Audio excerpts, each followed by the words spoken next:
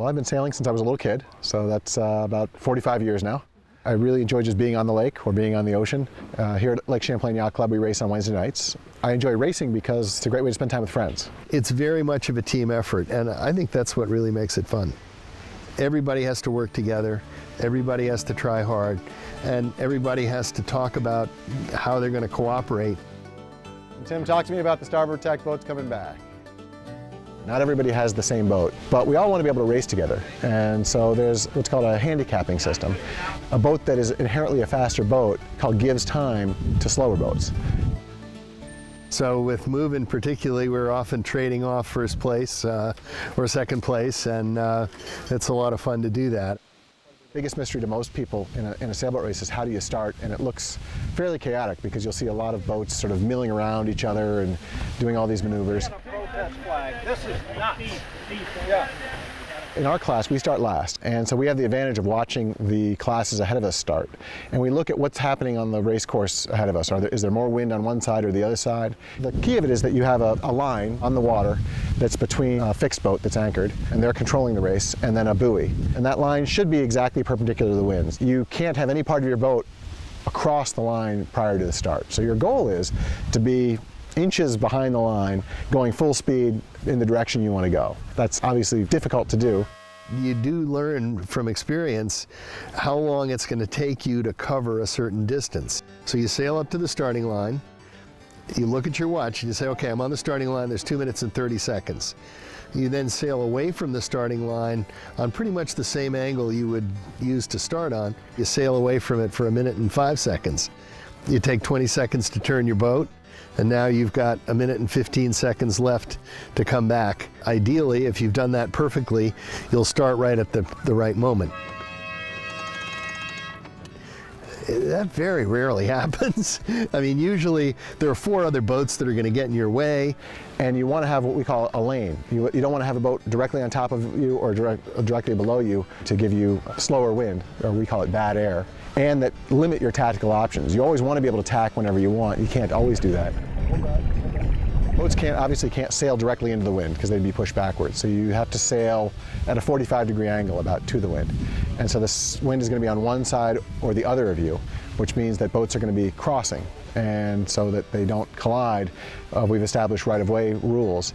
And the boats that are sailing with the wind coming over the right side of their boat, we call it starboard on a sailboat, have right-of-way over the boats that are sailing with wind coming over the left side of their boat. So they have to go around the otherwise.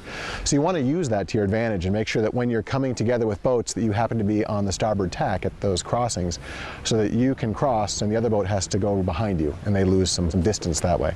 Almost all of the rules are really based on trying to create a little bit of order out of chaos and to maintain fairness.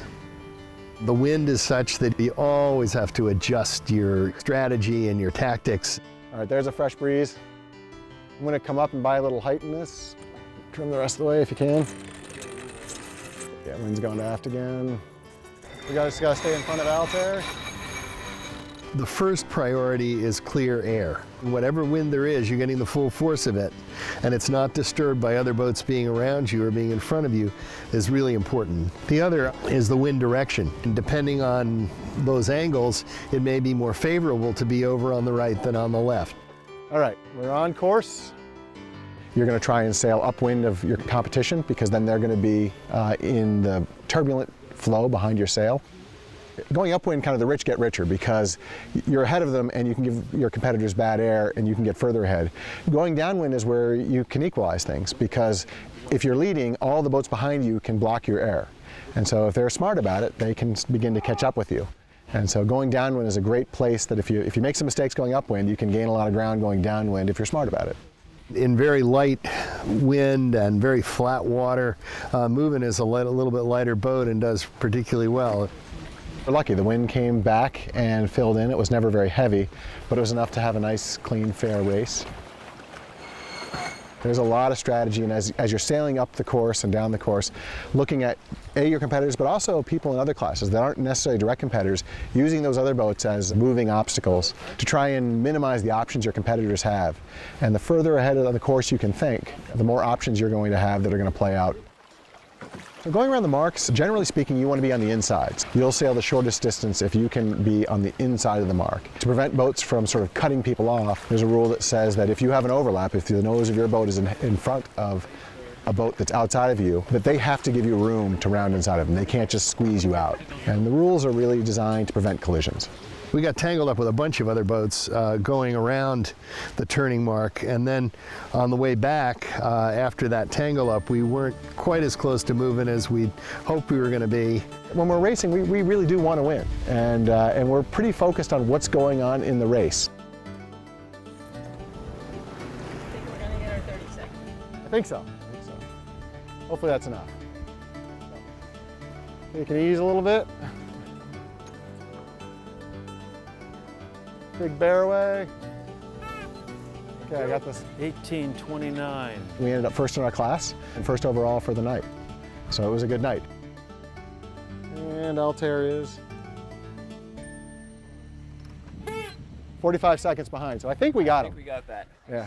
It's really fun to be on a sailboat. It's very challenging to figure out how you get the boat from point A to point B as fast as possible. But even if you're not trying to get there quickly, it's just a pleasure to just be on the water and feel the motion of the wind and the waves and look at beautiful scenery such as we have around us in Vermont.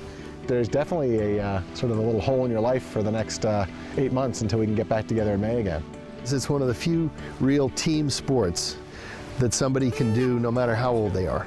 As long as they're of sound enough mind to figure out which way they're going and are strong enough to do a little bit of the work on the boat, there's a place for them. Nicely done, everybody.